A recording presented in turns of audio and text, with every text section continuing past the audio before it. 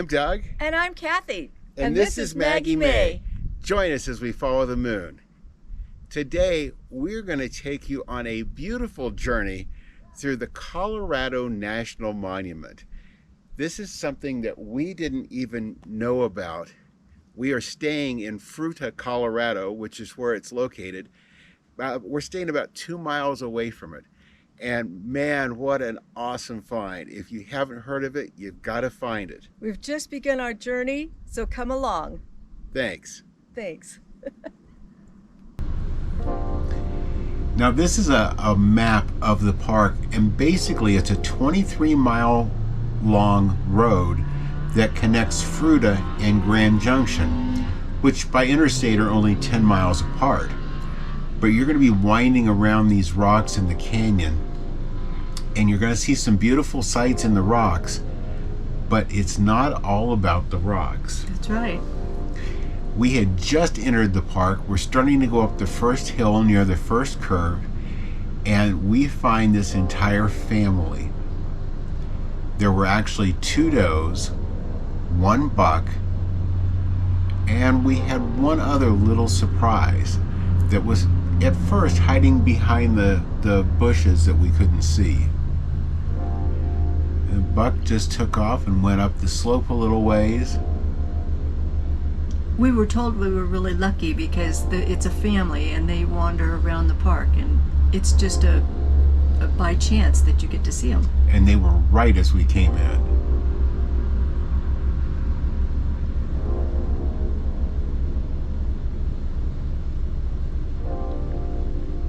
And they weren't afraid of the traffic. They'd gotten used to that. Now if you look up in that upper left corner, there's one grazing up there that we hadn't seen before, and that was the little lamb. It's so sweet. Just starting to get the horns. Yeah.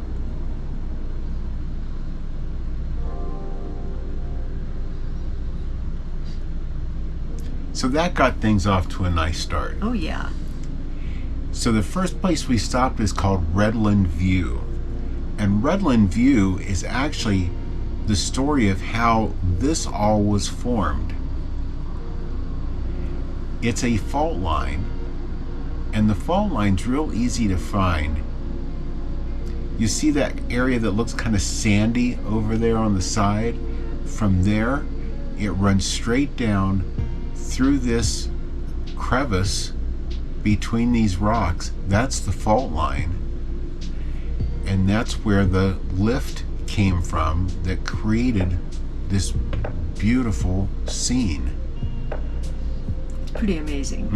And you could follow it all the way down. And as you see these rocks, we kept finding faces. We did. Everywhere we looked. Even under the trees, there were some cute little faces.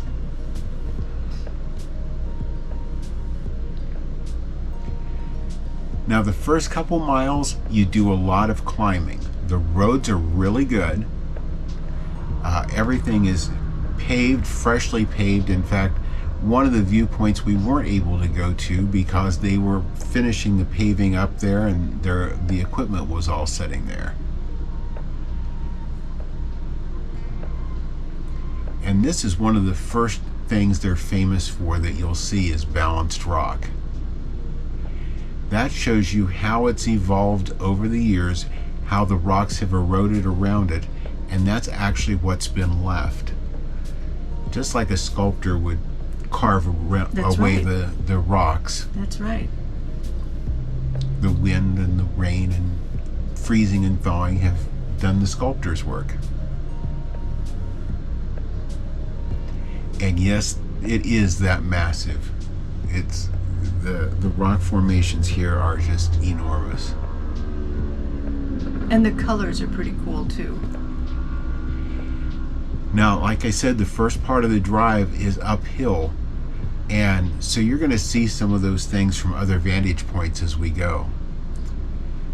This is the other thing that I thought was really cool on the way in, is you go through a tunnel. And I love to go in the tunnels and honk the horn. I love seeing the light out the other side, the other end. And as soon as you go through the first tunnel, you'll see the second tunnel. There's two actually on this side, the Fruita, Colorado side, and there's one on over at the Grand Junction side.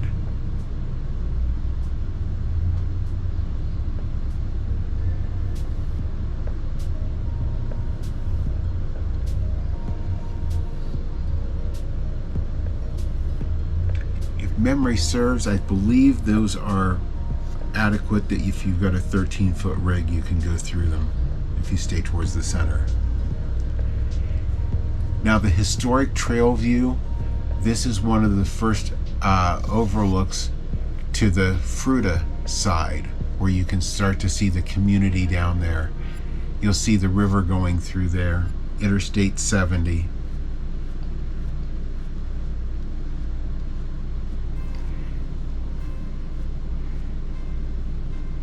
I could spot our RV park down there.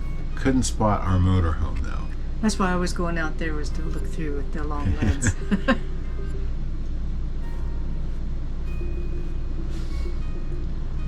And these are the canyons that you see from town. It's a long ways down there. It is.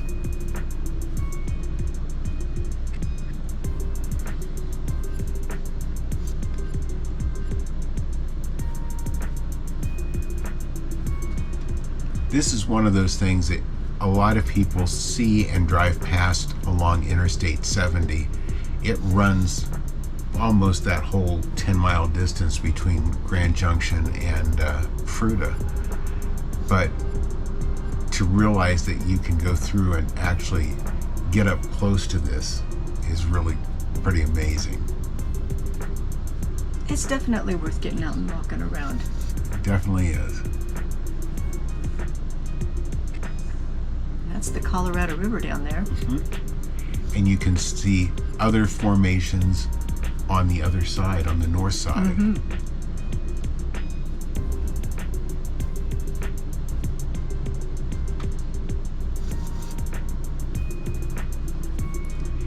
Now this is actually Fruita Canyon, and all of these canyons spaced along here are named, and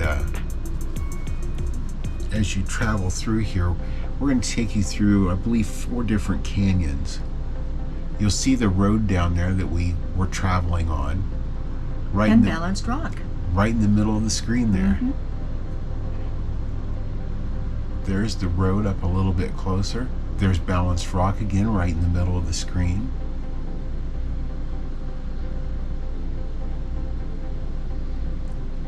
That gives you a little bit of an idea how quickly we've came up that far. He reminds me of a little guy with a hat. Like I said, they all get a personality That's after right. after just a very short time.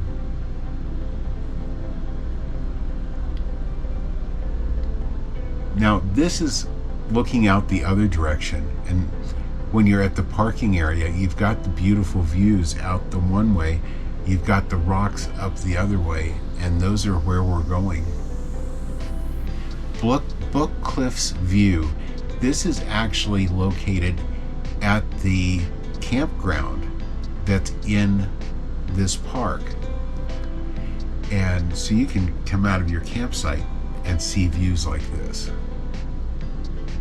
How lucky are they? Yeah.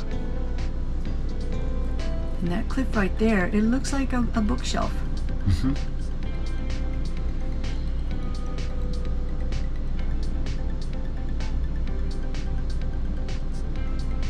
Now they've got a nice little viewing area there, but they do have trails that come down from there. And they allow you to get out onto some of these flat rocks and get different and even more spectacular views.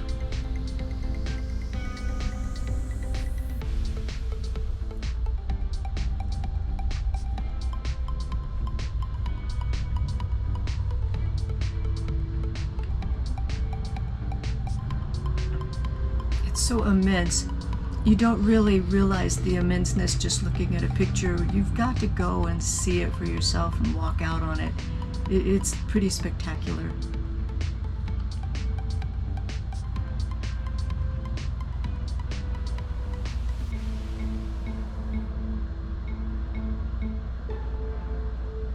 And there are, again, are all kinds of little creatures to watch for as you go through the park. Just beyond the campground is the visitor center. And you'll see this fellow. His name was John Otto.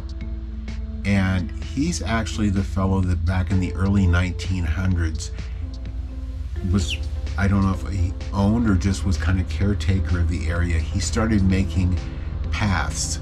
He started trying to develop it so that the government could protect it. There's their first eagle sighting of the year. We've been looking for that. And by the 1920s, it did become a government protected land.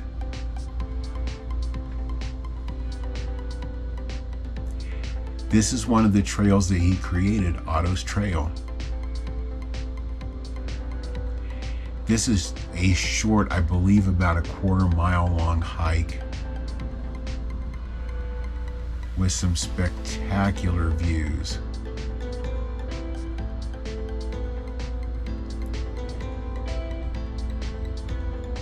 And all these trails were very easy. And each one was unique. Very much. Some were very short, some were a little bit longer, but they were all very easy. And they all gave you different perspectives and different views.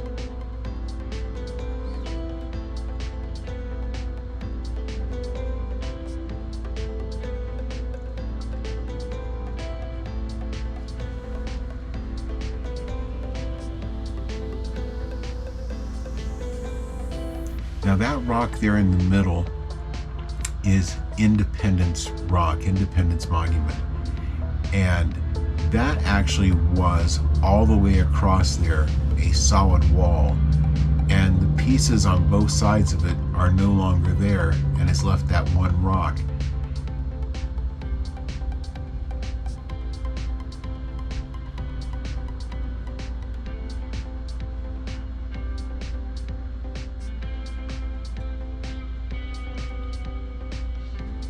That is the kissing couple.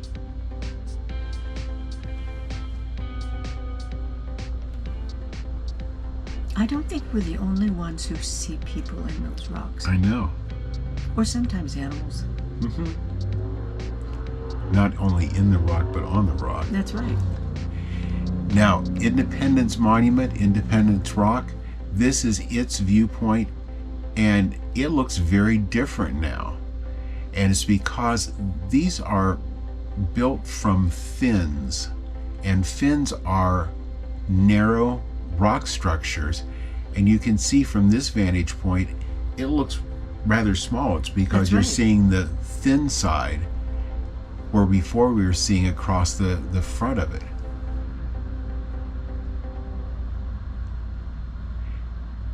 And there again, this shows how it's believed that the erosion and everything took place.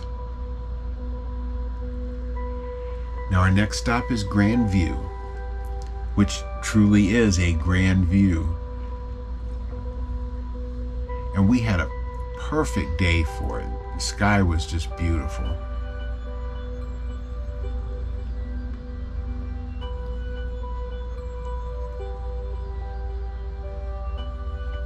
It's pretty spectacular. That's the back side of Independence Rock. Mm-hmm.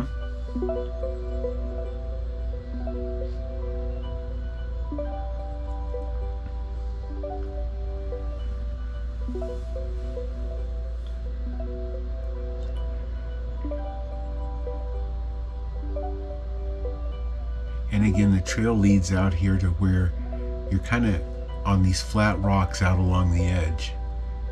And it's just breathtaking, the view you've got.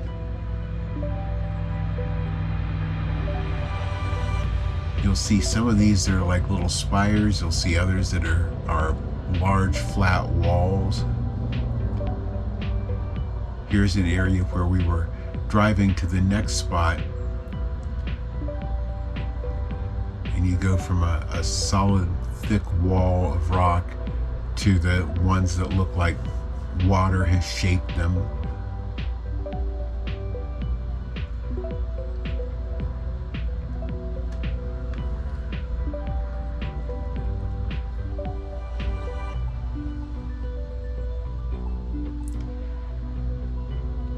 And that brings us up to Monument Canyon.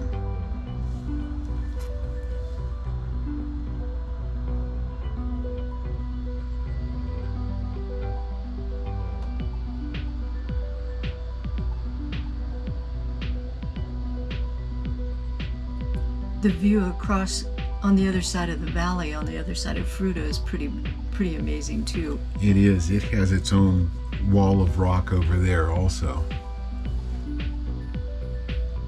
There's the kissing couple again.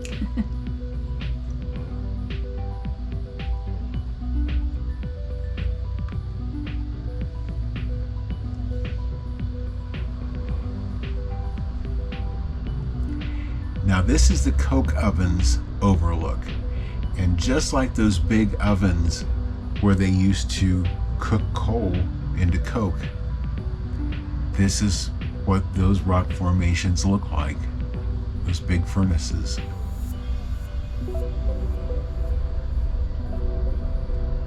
They look short and squatty compared to the other pictures or the other rock formations, but they were pretty big. They sure were.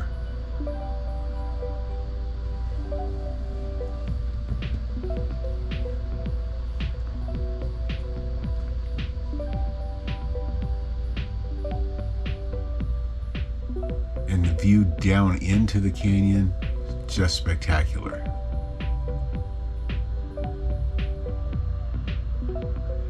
And most of the rock formations you see are tall and skinny. Those are very different from it.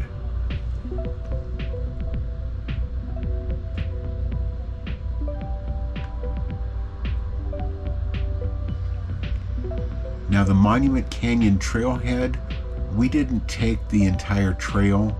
It's, I believe, around 4 miles. And I think you have to have a permit. You may have to on that one.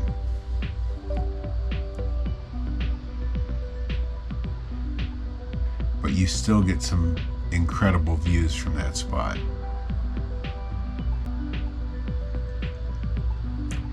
Now the Civilian Conservation Corps came in and did a lot of work on this when it did become a monument. And you'll see right in front of us there what looks like a tunnel. And that was put in for drainage. Mm-hmm.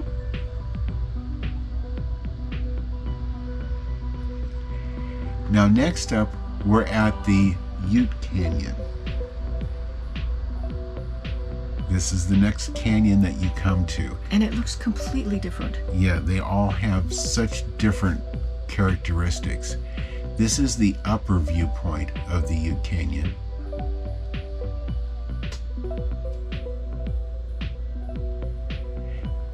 This one had a spot you could go to and you could hear your echo throughout the canyon. It was pretty amazing. I tried to pick it up on the camera and the microphone just didn't pick up the echo. But we, as well as other people that were hiking along there, were having a lot of fun with Yeah, I it. think everybody was.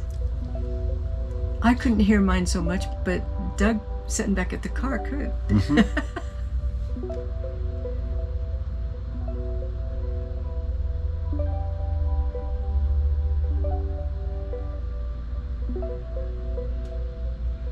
And right at that dark spot, if you looked right towards that, it just reflected it out along the entire canyon.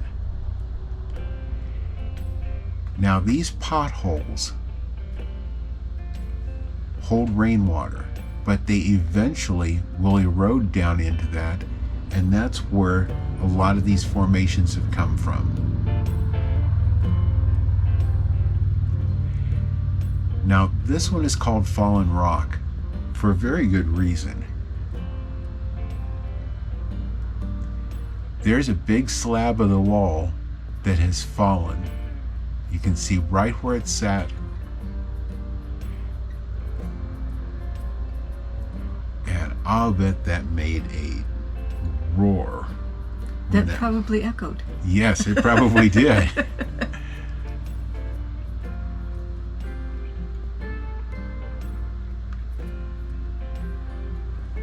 Now we're on to the Ute Canyon. We've actually come down in elevation a little bit. And again, the views are just incredible. Every one of these canyons has its own personality to it.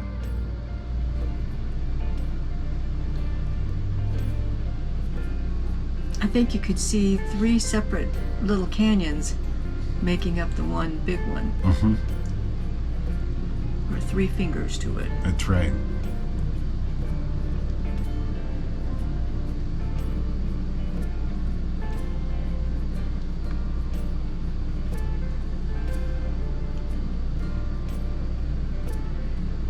And just the different types of rock and the different layers of it.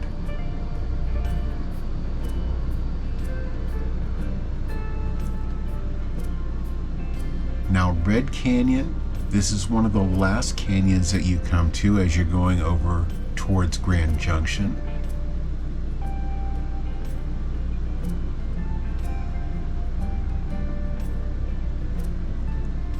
This one is much more of a smooth-sided canyon, and it has the walls on both sides that honestly make it look like that should have been a large river down there in the base of it, but it wasn't. Yeah, I kept looking down for water. Now, Cold Shivers Point is one of the last ones that we came to. This is over on the Grand Junction end. This is also a handicapped accessible trail. It's completely paved, it's very short. One of the things I noticed when I was down there was that the wind created a whipping sound that was, it came through, it was literally sing to you. It was really cool. I thought that looked like a rock lizard laying up there sunning itself.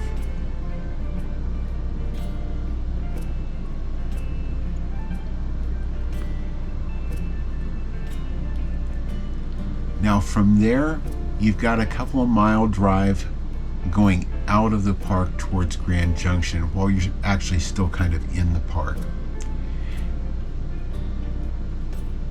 And the views there were still spectacular. Yeah. This area is all switchbacks. It's bringing you down in elevation.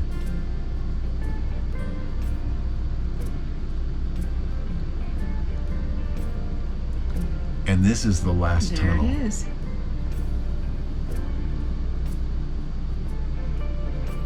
This one's the longest one of them too. Uh-huh.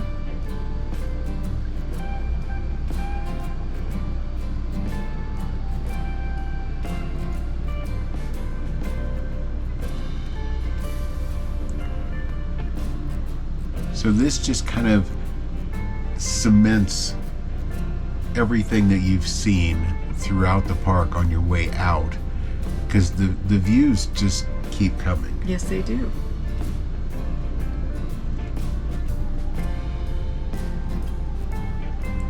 You can start to see the colors of the rocks have changed a little bit. The thinner formations back there behind us, the flat walls in front of us. Gives you a great way to remember it. That's right.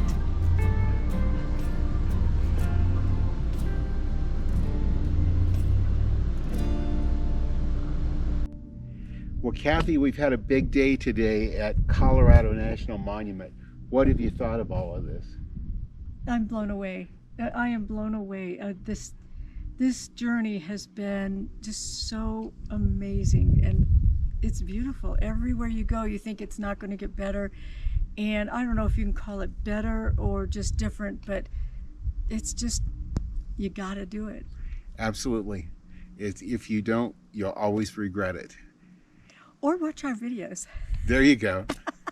So with that, if you've enjoyed the video, leave us a thumbs up. If you haven't already subscribed, Watch for the button up here at the end of the video. You can tap that button, ring the notification bell. You'll know when every one of our videos come out.